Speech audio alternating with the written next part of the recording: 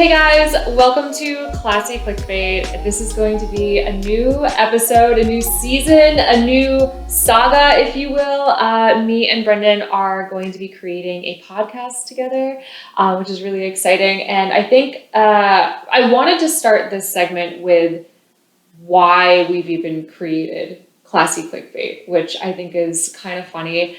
But basically, every single episode, we are going to be getting dressed up. We are going to talk a little bit about what's happening in either the YouTube space, TikTok space, just creator, influencer space in general. Myself, I've worked on the influencer and creative side for quite some time, and Brendan has done a lot of work on the brand and agency side. Starting to do a little bit of work on the influencer side on TikTok. Your TikTok is like getting massive at this point. 91,000. I don't know about massive, but it's growing. We're like so not used to doing podcasts. I forgot that I could sit back and relax for a second. I have the good chair though. You can't quite. It's all right. Lean back. We can trade off every time if you want. I'm gonna move it a little bit. So yeah, Brennan's worked a little bit on the brand side. And then we also both have, I've got around 10 years now in experience in paid media, and you have a little bit of experience there, but the same amount, more experience, 3 times the amount of experience, because you were born in 1854. In influencer marketing. So I think between the two of us, we've kind of got all the bases covered. Also, for this episode, we are going to bust out a bottle of wine because this is Classy Clickbait. I wanted to open the champagne, but Brendan wouldn't let me. It's not that I wouldn't let you. It just seems like we've got one nice bottle of champagne, and it just seems like for I don't know, the novelty of it seems worth waiting, you know? Okay. Is this why you wore a purple suit? Well, let's be real. I wore a purple suit because you told me to. Shall I hold this so it doesn't... Remember that one time it broke on the... Here, I'll hold it down. Yeah. Let's pretend it explodes like champagne. Boop. Woo! All the excitement. I should have just ripped this stuff off beforehand.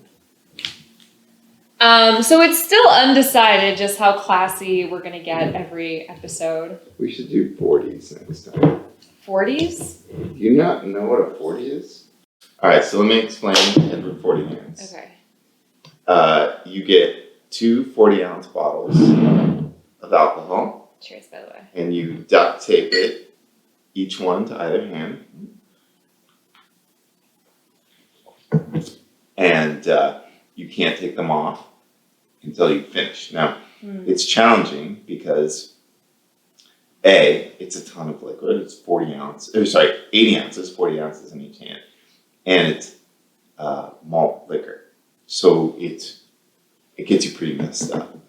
So it's like a race against time. This sounds like a hazing event to me, I'm not going to lie. Did anyone ever do this to you? No, I did it to myself. All the memories come rushing back. High school, college, you just sort of be like, what are we going to do tonight? Let's do Edward 40 hands. That's what you decided to do with your time in college? I mean, not all the time, but we did it from time to time. It's like doing a keg stand or a beer bong. I've never done a keg stand. Well. Classy Clickbait. I'm actually pretty good at keg stands, I gotta say. I was getting a little cocky towards the end of college.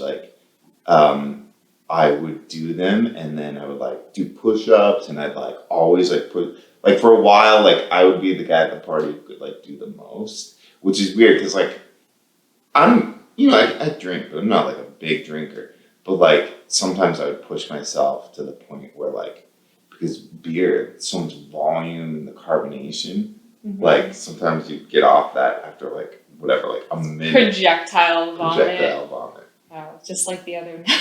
We want to talk about that on the podcast. We can talk about that. Is that what the topic of I would love to talk about that. Okay. Do you want me to tell her? Well, I want to know what you think happened that night. First off, let me tease it. For the audience. How's that? Okay, all right.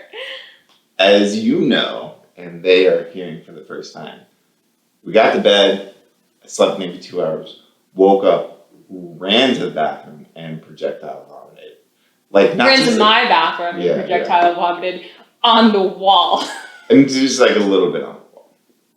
But like, it was I'm lucky. I didn't want to go to your bathroom. I wanted to go to mine. But like, this was happening. Like, I'm just glad I like was able to get out of the bedroom. Like, because you just like. Oh my God. Can you imagine if you couldn't and like you just leaned over and like vomited on it? I mean, it was like feet away from us. It's not out of the realm of possibility. That absolutely could have happened. Oh, it was very close to happening. Yeah, and it wasn't like once. It was like for like 5 minutes straight. But what I think happened and was... your eye is still bloodshot. Yeah. Yeah. What I think happened was, I think on Delta, they served dinner. Don't drag Delta on this podcast. I love Delta. You're going to lose your status. We got upgraded, yes. I love Delta. But I'm pretty sure the chicken parmesan that I had for dinner... Yeah. Let's just drag chicken parmesan. Two things I don't eat. And what I was thinking about too was like I got those like little margarita things. Those are great. Those definitely. Right, but I didn't mix it with ice, so it wasn't diluted at all. It was like so acidic, and so I think that plus like the tomato sauce, like all that acid, it like did something, and it was not happening. Well, I'm glad you're feeling better now. Let's talk about, I do want to talk about why we're starting this podcast. Although I guess we're not technically starting, right? Like we're doing like a pilot. Maybe we'll do a couple episodes and we'll see how it goes. But I want to talk about, kind of like not our relationship, but like the relationship that we have to one another. Not our romantic, am I making sense? Not our romantic relationship. Like our dynamic? Our dynamic. Because I'm sure everyone I'm the funny one. God. Yeah. So originally this segment was going to be called Debate or Divorce. Because that is our dynamic. When it comes to like our arguments, I think there are a lot of things that like certain couples will fight about. Couples will fight about, finances or, unloading the dishwasher or, what time the kids go to bed or what, like there are certain things that couples our age, your age, our age, 40, 15, 74. There are certain things that they'll fight about, and we don't ever fight about those things. And in fact, I think it's rare that we have like a fight that's about something serious. I think we have like moments where you're upset or I'm upset about something serious, but it's rare that we have like a legitimate fight over something that like actually matters. Oftentimes our fights are about like, honestly, like marketing. How many fights have we gotten into about marketing and advertising related things? It's been a handful. Yeah, too many. So I thought Debate or Divorce was like the perfect name for this podcast. Now, you guys will see later on, we're going to do like a Q&A segment, which is called Debate or Divorce because we can have people ask questions that may end up in divorce, may end up in hopefully debate. Or maybe we'll agree, who knows? Yeah. Jesus, Brendan. Here, I got you. And the other thing is, a lot of people, I get this comment all the time on my YouTube channel. I get it whenever you're in my TikToks, and we've also seen it basically every time we go live on your TikToks. Some person is like, is that your dad? Is that your dad? Is that your dad? How old is that man? Is that your dad? And I think a lot of people think that, like, no one thinks that you and I are dating for a legitimate reason. Outside of the people that know us, strangers consistently come to the conclusion that, like, I'm dating you for your money and you're dating me for my age. One of those is true. And it's that I'm dating you for your money. Just kidding. But no, I think like the opposite could not be more true. And I think one of the most telling signs is that we continuously fight about these like stupid things like marketing. Your brain is so different from my brain, and like my personality. If people watching, if you have not been, following my YouTube channel or my TikToks or whatever, and you don't know me and you don't know Brendan, we are just so different. We are just two completely different types of people, and the way that I think and the way that I talk and the way that I problem solve, everything about us is different. And so I feel like it's almost like we would have to be so in love to have stayed together and be such different people. If I was dating you for your money, with the amount of differences between us, I think I would have left a long time ago, and vice versa. Not to mention, like, it's not like I've got that much money now to begin with. You don't have a lot of money. Okay, let's end I like to think that I do okay, but also I definitely didn't have anything really when we met. And the age thing, well, you were successful in like your own, I don't know, you were successful in your own way. You were special in your own way. No, when we met, even to this day, I still don't know, like, I don't know your net worth. That's if, for anyone who thinks I'm like after your money, number one, I like refuse to even look at what you're worth, because I don't want, like, I've got my own thing, but whatever. Like, that's something I'm not even aware of. Like, I don't even know that. But when I first met you, I still didn't know that information, but it was obvious to me that you were a successful person. You were incredibly motivated. I remember you were like young and you were quitting your job to start your own agency, and you just like bled success everywhere you went, and like motivation, and that was really not the way I remember it. Well, that's why I started or like pursued dating you, and so it's like regardless of, it's almost like you don't even have to look into someone's bank account to like determine whether or not they're a successful person. You know what I mean? Like you can tell by speaking to people who's motivated, who's it was probably my fashion too. Cargo shorts. The purple suit, we love it. Sneakers with high white socks. To be fair, I wear high white socks. And almost always wearing a trucker cap. So it just bleeds, it just exudes extravagance and money. Yeah, that outfit really says, "Hey baby, you want to go to Chanel?" Yeah, and shirts, t-shirts that I legitimately am still wearing from high school. Yeah, which I borrow now, so yeah. No one here minds. I wouldn't have you any other way. But anyway, that is to address why we are together, which most certainly is not because I am trying to take out a life insurance policy on you and kill you. If that was the case, it would have looked like I would have failed that night that you projectile vomited for my bathroom walls. And you most certainly are not dating me for any other reason than that you love me and you care about me. So with that being said, I think that this podcast is a great idea. I'm speaking it into existence. I don't believe in manifestation. You're manifesting. No, I'm not manifesting it. I really need, like, I see so many videos on TikTok about people who like truly believe in manifestation and like really believe that you can like just speak things into existence that you want. But I've never seen, probably because the algorithm like sees me watching these all the way through, because I'm fascinated by people that believe in this. I've never seen a video of anybody just talking about why that's impossible. Just taking the 60 seconds. You should do it. No, I don't, because here's the thing. I feel like people that believe in that get incredibly offended by people that don't. All the more reason to. I don't want to troll people. It's not trolling, it's sharing your point of view. Like they're sharing theirs, you share yours. It's not. Yeah, but knowing that I'm being provocative and gonna get like a negative response out of people, I don't want to do that. But I would like to see. Withholding the truth, your truth.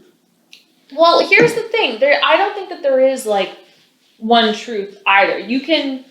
Well, you just told me you didn't think that manifesting works. So clearly. But that doesn't mean okay. So you can be. I don't know if there's a word for this. Like maybe agnostic is the word. One or the other is true. Either it is possible or it's not. And so you have to subscribe to one idea, right? Like at some point you have to say to yourself, like, yes, I believe in this thing, or no, I don't believe in this thing. However, with a lot of things that I do that with, I also like suspend some sort of disbelief that like I might be wrong. Or that was a double negative, but you know what I mean. You're open to the fact that you might be wrong. I would actually take it a different direction. I think I'm pretty sure all this stuff stems from like The Secret or something, that book. I don't know if that for a fact, but I've heard of that book. I've never read it though. I think that's where this stuff comes from. What's it about? It's like how to manifest your dreams and stuff. Where'd you do this? Well, I mean, like, I don't know, it's some new agey thing. I've never read it. Just okay. But I do think there's something to aspects of it, like visualizing something. Now, I don't believe that, like, oh, just because you think something's going to happen. That said, if you're thinking about something, I think you are more likely to make steps consciously or subconsciously to kind of gear towards that, or make steps towards striving towards whatever that thing is. Or maybe you're just like more attuned to, it's sort of like a confirmation bias. It's like, you know, when you buy a car, sometimes you're like, oh, this is gonna be so dope. Nobody's got this car. And then suddenly you're driving around, you're like hyper aware that everybody else has this car. Mm-hmm. And you're like, I never noticed how many people have this car. It's like that confirmation bias. And so once you start thinking about something, you're also actively, like, you're paying attention to it out in the world where you're seeing it. So I think there's sort of, I definitely don't believe thinking and positively manifesting something is going to bring it to you. I think that it can be a factor that contributes to you achieving your goal or whatever that is. I think the other thing that is like the first step in really any success in something, it sounds really stupid and silly and easy, but I think a lot of people struggle with it, like myself included, is defining a goal. Like some people will say, I want to be successful, or I want a lot of money, and that's kind of like, that's not a goal. Like your goal isn't to be successful. There's something specific that you really want. And I think when people subscribe to this idea of manifestation, because they have to put it into words, because it's like a sentence that more concrete. Yeah, you've got to actually think about, like, what is it that I actually want? What specifically is my goal? And I think, like, even if you just think that in your head, that is such a powerful first step in achieving whatever it is you want to achieve. Yeah, there's a school of thought, I forget the name of it, but it's that most people don't know what they want. They just, basically, it's like they follow the crowd. Like, most people don't take a step back and, like, really analyze, what is it that I want? They just sort of see what other people are seeking after, and they kind of get swept up in that. Mm. I mean, it's wisdom of the crowd. It's a million things, but there's a specific term for it that I'm forgetting. But yeah. I'm going to call it the menu of successes, because I think it's like the difference between walking into a restaurant and having the chef or the waiter hand you a menu that's got 13 options on it, and maybe all 13 options look good, but at the end of the day, you're going to pick from one of those 13 options, versus like coming to the restaurant with your own menu or your own dish and saying, you may offer up 13 great dishes, but like, I've decided on my own, with my own research and my own, intellect or whatever, like, this is what I want. Yeah. The menu of options. I like that. We'll just come up with our own term for it. Also, I saw you topped off my wine. Thank you. Gotta keep it classy. Okay, so now that we've, first of all, with regard to this podcast and why we've started this podcast, is there anything else that you want to add?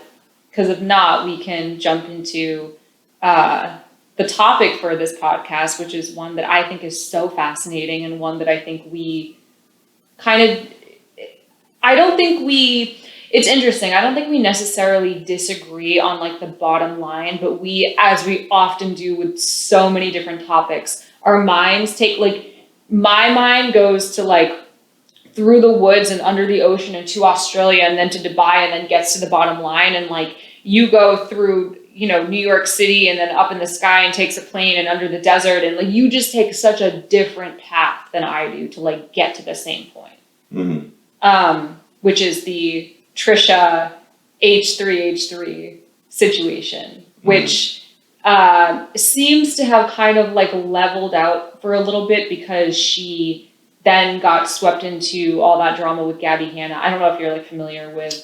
Somewhat. Yeah. Tangentially, I kind of decided not to go down that rabbit hole because it was a whole other investment. That one is so interesting. And I watched. Wait, though, before we go into this, you asked me, was there anything I wanted to add? And I have a couple comments. Okay, let us First off, I think this is sort of your baby, so I'm fully handing over the reins. Brendan, I can't have a baby without you. Like, you've got to father it. Yeah, I'll be an absent father. So really, whatever you want to do, I'm down. I'm just the talent. Because I'm the funny one. Go on. Yeah. You're the cute one, though. That's not true either. I feel like it's your baby. It's my baby. You teach it what you want. You're going to homeschool it. I'm going to teach it that Daddy is here to swipe his credit card. It just swipes and swipes. When you hear Daddy projectile vomiting on the bathroom wall, don't worry about it. I'm just kidding. I love you. Okay, so Trisha H3H. It's H3H3, right? Yeah, but it's really Trisha and Ethan at this point. That's true, because I guess Frenemies isn't like H3 is a separate production. I feel like we should get some classy snacks with this podcast. Classy. Are you hungry again? I'm not, but I like to eat. What a vibe. We have a whole closet full of snacks. Do you want me to get you some chips? No. Hold up. Maybe later. Okay, all right. We'll give it 10 minutes and. Oh, those little soft, the Pasolkin things would be nice to eat because you won't hear it on camera. But okay, you think about it. I'll give it a whirl. Yeah. Okay, Trisha. So you said that you weren't really familiar with like the Gabby Hanna drama that she got sucked into directly after her drama with Ethan. Why don't we start from the beginning though? Because for somebody who's tuning in who isn't familiar with what we're talking about, I think providing context. I think that's a good idea, but the only reason I was starting there was because I was going to say, I don't know if you saw Ethan's last episode with his mom, who... I started to watch it, yeah. First of all, his mom, I was not expecting her to look like that.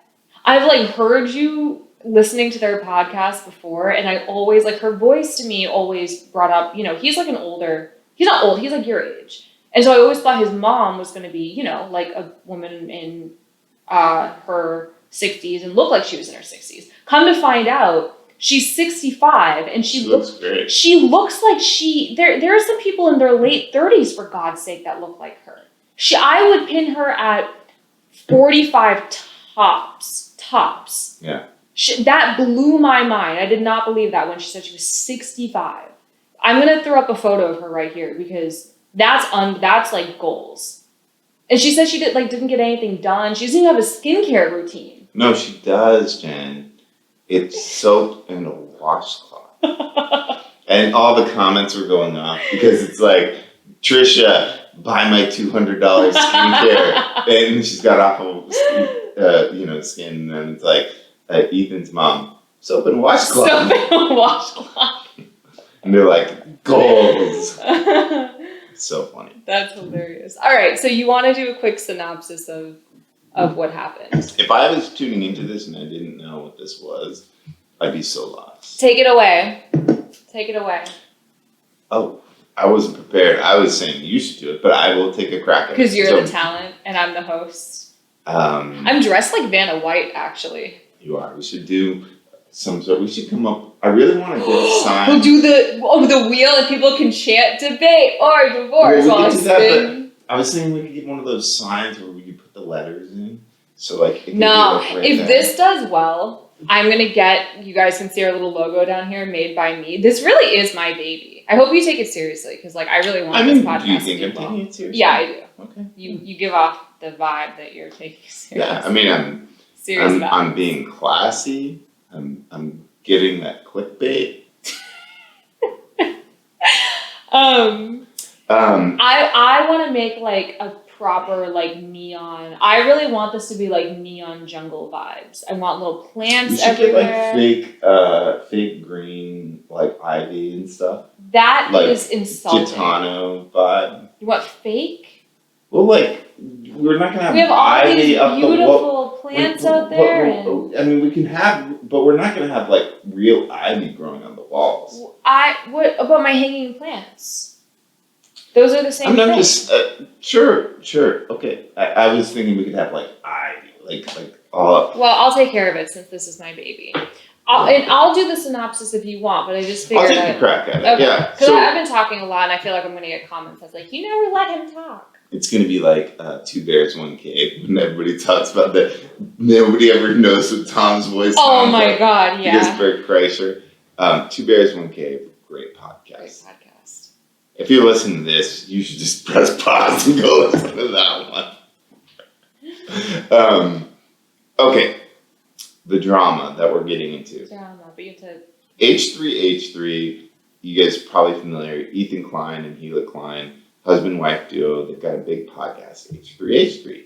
It's pretty funny. They've got a lot of big popular guests. They've had Post Malone, Bill Burr. They had Bella Porsche recently. Bella Porsche, yeah. And they had Trisha Paytas on one time. And for those of you guys who aren't familiar, Trisha Paytas is a very well-known YouTuber who's been highly controversial.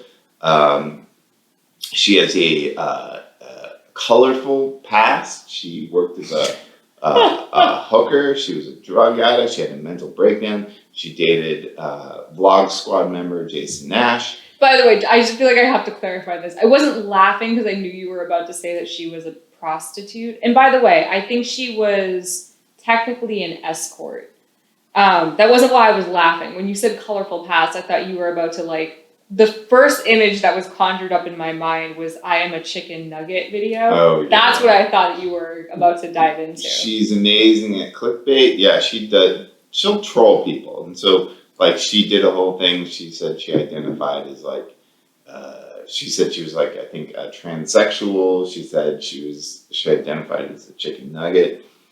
So she had been a guest once or twice, and her and Ethan came up with this idea of doing a show called Frenemies, because they would disagree in a very entertaining way. So they launched this show on YouTube, and it was great. They were off to the races, doing really well, and there was always a little bit of tension, but Ethan, I think, was very good at sort of like keeping Trisha calm. Trisha started secretly dating Gila Klein, Ethan's brother-in-law. Gila Klein's brother, sorry, yeah. Moses. Yeah, Moses. And so then there was tension around that because they didn't disclose this to them. And so there was already this sort of underwriting tension. They would have little fights on the podcast. Trisha walked off once or twice, and then finally it came to a head. And I'm paraphrasing, but she more or less said she wanted to fire the whole crew for Frenemies, bring in her own talent, and that led to a huge blow up. They parted ways, and had a Twitter beef afterwards and stuff, and basically decided they're never going to work together again. So to be fair, Trisha didn't actually say she wanted to fire the crew. All right, do you want to describe how she said it? No. She was, I mean, it's fair to say that she implied it, but you also have to acknowledge then that, like, that's up for debate. If someone implies something, it's up to the person who's, like, interpreting it to interpret it correctly. All right, let's leave it up to the audience. Do you think saying... I don't want this crew working on this show, and I want to hire a new crew. She didn't say that. To work on the show. Is that more or less the same as firing? I would say. Okay, well, we're going to get into it. I don't, I think, and this is like where I think we ultimately agree. Are we going to finish this bottle of wine, Brendan? Jen, you need to slow down. Oh my God, we're like halfway through this podcast. Halfway through. How long do you... I feel like we're in like ancient Rome right now with our little goblets and just wine. It is getting really hot in here. We're going to have to work out this. You can take off that jacket at a certain point if you want. I don't know. It looks better than... You look great. With like this purple background. Yeah. This was a good color choice.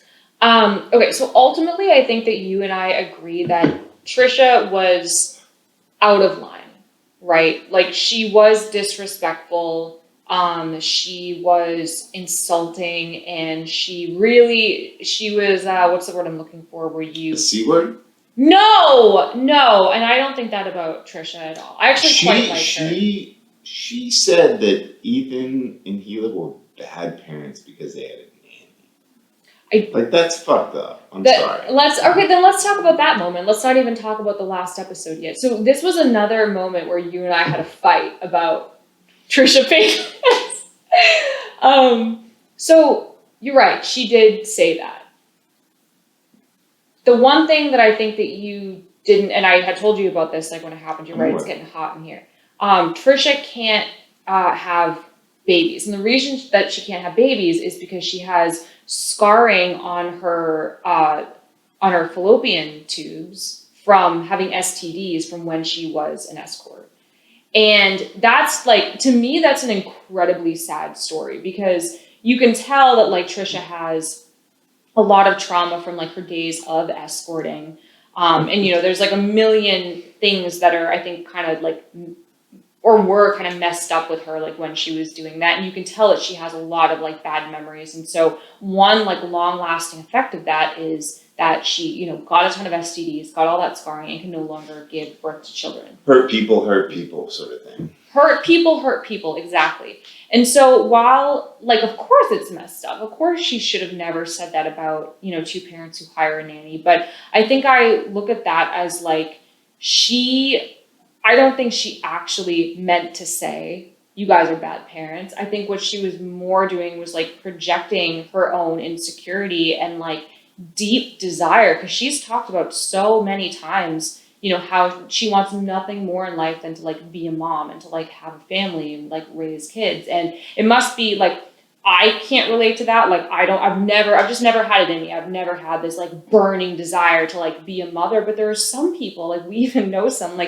people that just like their whole identity is wrapped up in like, I just want to be a mom. I want to. Sure, but that's no way an excuse to talk to someone in that way. I'm not saying it's an excuse, but what I am saying is that that's the ration. That's where it stems from, and I empathize. But that's not. I'm not saying that because where it stems from is the excuse. The reason I'm bringing this up is because you and I are like judging from an outside perspective, right? We are a third party, and I think when you're a third party and you're looking at something like this, if there is potentially a reason other than, oh, that person's just being an asshole. That person is selfish and they like to hurt people. Unless you're like psychotic like that, there's usually a fixable reason. There's a reason why people act out and they say really selfish things like that and they say hurtful things. And I think that when you're looking at it as a third party, it can be helpful to wonder like, is there a reason why this is happening? And if that reason is true, is that thing fixable? And in this case, I think it is. I sure, you can look at every conversation and anything anyone says through that lens. But do you hold a grudge? Like if you're looking at any conversation, then what, do you hold a grudge? Like, I mean, what determines... we're getting ahead of ourselves. What she said was fucked up. Trauma or no trauma. Well, we agree on that. It was fucked up. Now, you know, do we want to get into a discussion around like sort of like, I don't know, the psychological implications of like how people communicate and stuff? Sure, we could do that. But at its core, I don't feel like there's an excuse for her to communicate to someone in that way. She's an adult. She doesn't need to name call someone, especially around such a sensitive topic. There are things that I want in my life that I'm never going to get. That doesn't mean that I am sort of like Gonna bring down other people that have those things. I don't get a pass to basically be like, oh, well, like, I wanted to look like Arnold Schwarzenegger, and I don't. So, like, fuck every dude that's jacked. So good. You know, like, I think a stupid analogy. Brendan, we're talking about two different things. So what you're talking about right now is, was Trisha justified in saying those things? We both agree the answer to that question is no. Correct. Because just because you've got some sort of trauma or hurt, it doesn't excuse you from doing those things. And I think the famous Trisha line was, having mental illness doesn't excuse you from being an asshole or something like that. The question that I'm answering is different than that. So the question that I'm wondering is, as a third party, as a viewer, who has to decide whether or not you forgive Trisha for acting like this, or capable of forgiving Trisha for acting like this, I think the question has to be asked, why did Trisha say this thing? And if she got help and was able to work through those moments rather than lashing out at the people around her, would she be a forgivable character? And I think the answer to that is yes, because I don't think that Trisha is selfish. I don't think that she's malicious. I don't think that she intends to hurt the people around her. I think she is an incredibly, just trauma-filled person who needs a lot of help. And without that help, she's going to destroy relationships with every single person around her. Well, then I think the question is, at what point do you sort of, how long do people get those passes, you know? Well, I think that's up to the individual. And so that's why I keep saying as a third party, because neither you nor I can speak on behalf of Ethan, right? Ethan has to come to his own. He said in his last video, he was like, I can't just be, it's hot in here, by the way. Yeah, that's how I feel. Oh my God. Should we turn the AC on? If you want to take a 5-minute break and we might be able to do it with the AC. I don't think it'll work. All right. Well, let's see if we can wrap this up in 15 minutes, and then, yeah. What was I saying? I was saying we can't speak for Ethan. Oh yeah, Ethan said in his last episode, he was like, you can say whatever you want, but then the moment that I speak up for myself, I'm the bad guy. And he was like, I can't forever be your punching bag. And I think that he has tried to give Trisha some leeway. You can tell how hurt he was, because he really tries with her and tries so hard to be flexible and, kind of give her that leeway because he sees that she needs it. But at a certain point, it seemed like he also kind of drew that line for himself. I think it's up to the individual. But with that being said, that is why I have a different opinion than you, right? It's why we have these arguments, because I think for me, that threshold with people is probably a little bit further than it might be for you. Certainly with her. So let's talk about the last episode then, because that's what I really want to talk about. Okay. All right. So one thing that I haven't seen anyone talk about yet, no one has mentioned this, and I can't tell if it's because Also, do I get 5% of this? That was a big point of contention. No, you don't get 5%. Do I get any? And in fact, I think that is greedy for you to ask for 5%. Yeah, what percentage? If this takes off, you're gonna pay for the apartment and for this dress, but you don't get 5%. It will. Let's say this becomes the new Call Her Daddy. Are you familiar with that podcast? I've actually never watched it. Although I get a lot of comments on my TikTok that are like, you probably like Call Her Daddy. And I'm like, dude, I've never watched that podcast. I never have either. But she made a deal. She made a 3-year deal with Spotify for $20 million each year. Oh, wow. Yeah. So if we do that deal, how much do I get? I was going to make a really bad joke. I'm not gonna make it. You can just cut it out. No, it's a dirty joke. Just cut it out. No. You can cut it out. No, it's fine. Tell it. No more cuts. No more cuts. They want to hear it. Maybe next. We'll return to it next episode. They want to hear it. No, we'll return to it next episode, Brendan. They want to hear. I want to hear. You should say that. No, I shouldn't. Okay. Okay. Last episode. So. The one thing that I haven't seen anyone talk about is something that I like briefly mentioned to you when you had shown me that last episode, which is the moment that Trisha like flips. And it's the moment where they're talking about Brokeback Mountain. Trisha is talking about the movie and how, like back in the day, it used to be so controversial to like be gay, and she was like, empathizing with how difficult that must have been. And all the while that she's talking about that, Ethan is talking to, he's like making comments to the crew. He's talking about the pizza. He's completely ignoring what she has to say. And I want to make it very clear before I say this. I am not saying this again to excuse Trisha's behavior. I'm saying this as like a method of understanding why Trisha acts the way that she does, to understand if she is like a forgivable character in my eyes. And so Ethan's like talking over her and like clearly not listening, and she gets very upset and she says, "You're really bad at this. I fucking hate this segment and I don't even like who came up with this. This is like a dumb segment." And it's like that moment where she's, not being heard, she's not being listened to, and also she's not being listened to about something that like obviously means a lot to her. She's, talked in the past about, being bi, or like, I think at certain points she's like identified as a lesbian and then as bi or whatever. And so it's obviously a topic that like means something to her. And the person who is co-hosting with her is not listening to her. And it's just like talking over her. Can I comment on that? Yes, you can. I have a slightly different interpretation. I highly recommend you watch it for yourself. I think Ethan is way more respectful to Trisha than she is to him. And it's got nothing to do with what I just said. No. So I'm providing that context. Okay. I think he was incredibly engaged. In addition to that, so I don't think he was talking over her.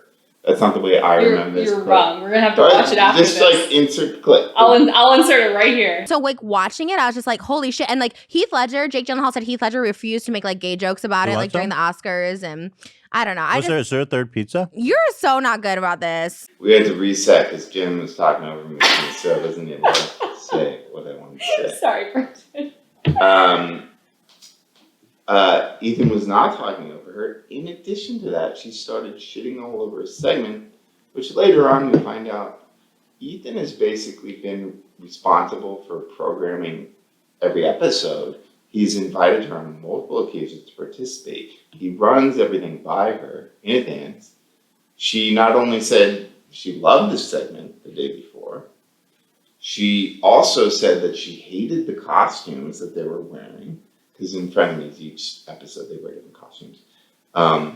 Ethan had every episode come up with the costumes, prep them. I mean, I don't know about hers, but came up with the concept. Trisha made the costumes. Trisha had our tailor make the costumes. Okay. But that time she's like, I don't even know what this is. I hate this. I've never seen this movie before. And Ethan, it turns out later on, reveals he had also run this by her, the costumes. And she's like, it was an Addams Family one, if I remember correctly. And she's like, oh my God, that's my favorite movie. I love this idea. So it's very convenient in that moment for her to be like, I hate this segment. I hate these costumes. I'm not involved in this show. How dare this? But it turns out she's chosen very explicitly to not be involved. So she's got this situation where things are run by her for approval. Do you think she chose to not be involved, or do you think that she Ethan, it's like coming from a place of ignorance? Ethan has revealed all this stuff. Like, he's invited her to like the production meetings, and he's asked her, and she's like, I'm busy, like, stop bothering me. And so now it basically, it was more of a, hey, here's what we came up with. Do you approve it? That was sort of the setup that they landed upon, which is fine. But if you're approving things, don't say this is a terrible idea, and don't say that you're being like actively cock-blocked. Did you see her response to that? Her response to the discrepancy between... I don't know if I did, no. She basically said that, like, the text where she said to Ethan, I love this movie, let's do it. That she actually had never seen the movie, and that she... That's insane, then! Well, no, that's on her! She said that she was, like, trying to hype him up and, like, trying to be supportive, but, like, in reality, she really didn't know. I mean, I don't know which is worse. I don't know. I really want to talk about the... Wait, hold on. Let's just pause on that for a minute. Okay. So you have one guy doing all the work, essentially, footing the bill for the entire show. He's running ideas by her, which at that point, it's like, I don't even know if I'd bother doing that. And she's like, I love this. This is my favorite movie. And then she gets upset. Like, what is worse? Her saying, I don't know this movie, and then doing it and saying she's upset. Or saying, oh, I love this movie. You should totally Brendan, do this. I think you are so close to, like, hitting the nail on the head. And this goes back to the first thing that I said. None of this, like, this is all Trisha reaching. None of this is, like, that serious to Trisha. And the reason why she brings in all of these, like, obscure details about, like, you know, oh, I hate these costumes, the 5%. Like, the reason she brings in all of these things is because she begins to, like, spiral out of control, takes everybody around her along with her. And then, don't do it all on me. That's well, you're not going to have enough. You're not going to have enough. You have to share with me now. No. You're so much like bigger than glasses. me. No, come on. We have to share now. This is the communal glass of wine. She... Go ahead. Stop! Stop it. No more for you. No more for you. Drink that. Yeah, she spirals out of control. She takes everybody around her along with her. And on top of that, as she's spiraling, she needs to find different reasons to justify the spiral. So she starts talking about the costumes, or she'll say, you know, I just want to, like, remind you for a second. So Ethan gets 5% of what Frenemies makes. And Trisha kept saying, like, all along, she was like, that's so much money. You guys don't even understand how much 5% is. Like, it's so much money. What is he using that money on? What is he using that? All the time, though, the thing that Trisha wasn't realizing that she was also saying was the other 95% has got to be an astronomical amount of money. If 5% is a lot of money and she's complaining about that, what is the other 95%? So the raw number, we don't know what the raw number is, right? That, like, the 5% is. But let's be clear. The 5% is not Trisha gets 5%. It is No. But they don't. Oh, true. 55-45% split. Now Ethan is providing the production. He's doing the production planning. He's providing all the resources. He's doing all the uploading. He's negotiating all the ad deals. He's producing the entire thing. Trisha shows up, does a show for an hour, and can walk And gets away. 45%. And gets 45%. So that 5%, he gets only 5% more than half to basically do everything. He did all the production. Hitting the mic. All the production, all the ad deals. Right, but that's not the point. The point that I'm trying to make it's the point that I'm trying to make. Okay, well, we're making different points, as we always are. Communal glass of wine. Let's assume that the 5%... Can you stop being the way you are? Stop it. Okay. Also, don't break those glasses. Brendan! Jen, keep talking. Just have a drink. Keep going. You're a disgusting human. Nobody's gonna watch this far. Oh my god. Brendan, you're gonna spit all in the communal glass. Come on, that's disgusting. You're nasty. You're gross. But I love you. Okay. The point that I'm trying to make, and this is an interesting one, so listen up. Let's say that the 5% is like $30,000. If the $30,000, what? An episode? A month? A year? No. 5% of each episode he gets. Okay. For production costs. So let's say, I'm just throwing out a number. Yeah. Let's say it's like $30,000. That's a lot to be 5%. So like, what is the 95, right? It's astronomically higher. Yeah. Trisha complaining about that 5% is to say that she is unhappy with her 45% of fucking $600,000. Like, and I would add, she not only got the benefit of money, which was pretty good, but he rehabilitated her image. He made her relevant again in a way that she was not. Hitting the mic. I didn't hit it. You did. And that is really valuable. That's actually a really good point. Well, he tried. And yeah. Even so, he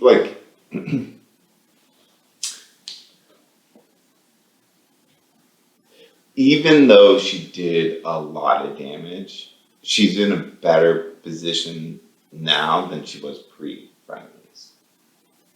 I don't know about that.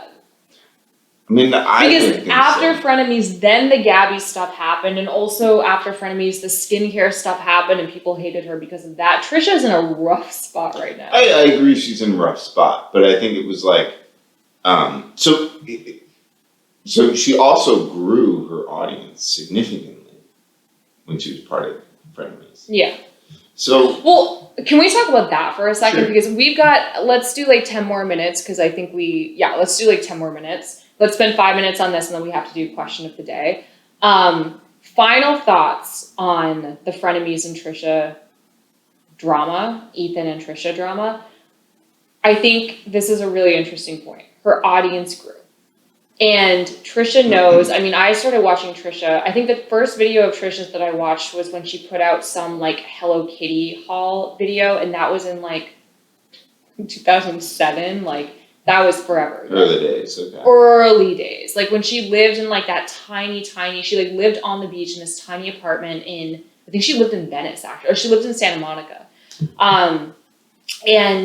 Back then, like she would do trolling videos, and that's how she got really big.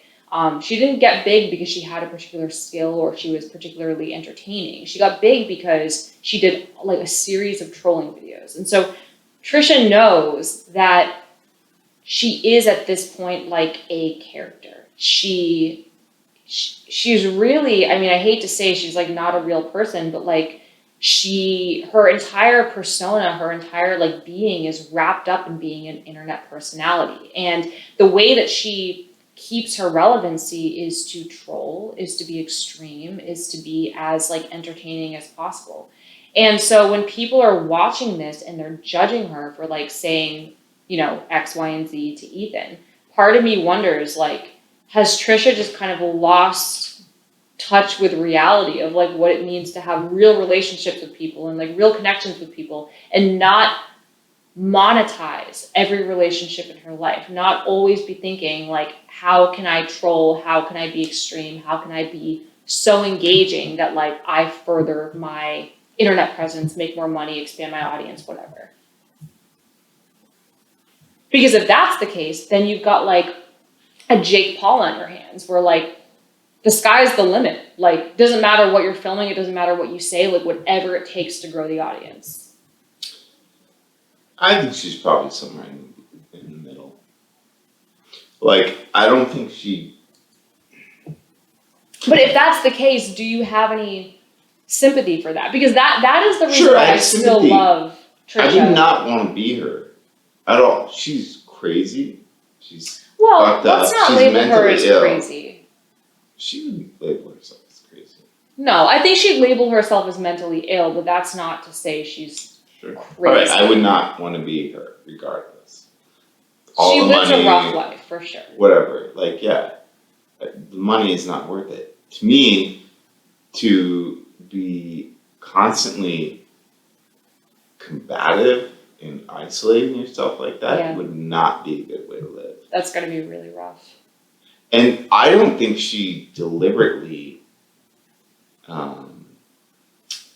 lashed out at Ethan. I don't think it was like a strategic move at all. I think it was purely emotion. I don't think she can handle sort of like, I think in her head, somebody gets close to her and she probably gets this paranoia switch that gets turned on. Like the 5% became a sticking point. Mm-hmm. It wasn't logical, but it was something that she latched onto and she lashed out. And she probably decided she did want to be more involved. It became really big. Frenemies was really popular. And it wasn't, she had kind of at that point established, oh, I'm not running this. This isn't my thing. And then she was like, oh, this is a big deal. Didn't we hear that at the beginning of this episode? Yeah. You were like, I'm the talent. This is your baby. Yeah. But do I get some? Do I get a cut? So we're going to move on to question of the day. So we're going to be doing a question each episode. If you want to leave a question, you can leave it down below. Or I think you get a lot of questions like on your TikTok regarding like social media stuff. So we can even use some of those sometimes. But yeah, I would say down below is the best place. So this one. That's what she said.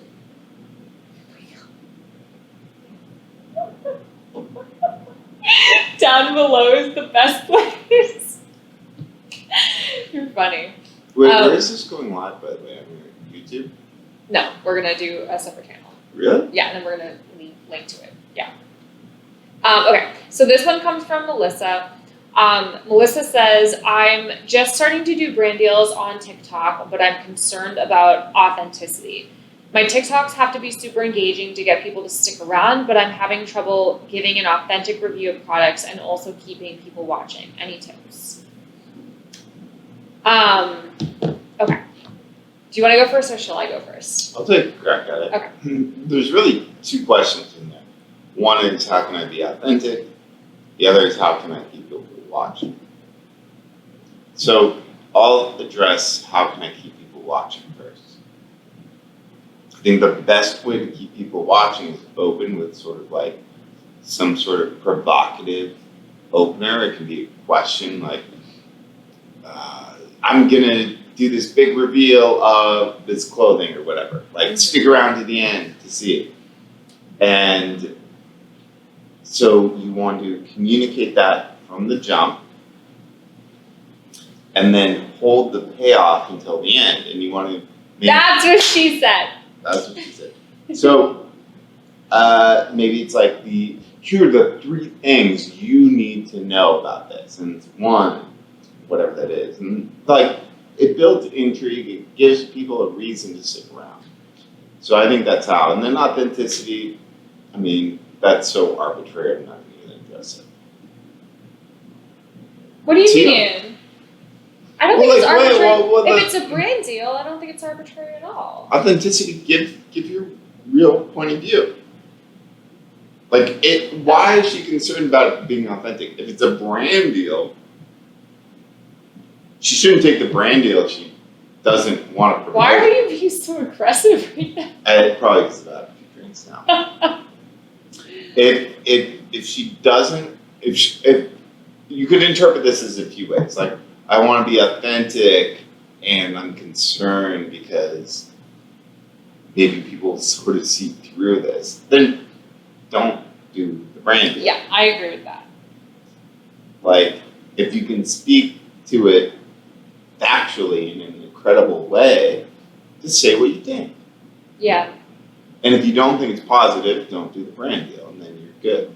Yeah. No, I agree with that. I think that was probably my feedback as well. Oh, convenient. I'm gonna draft up my answer.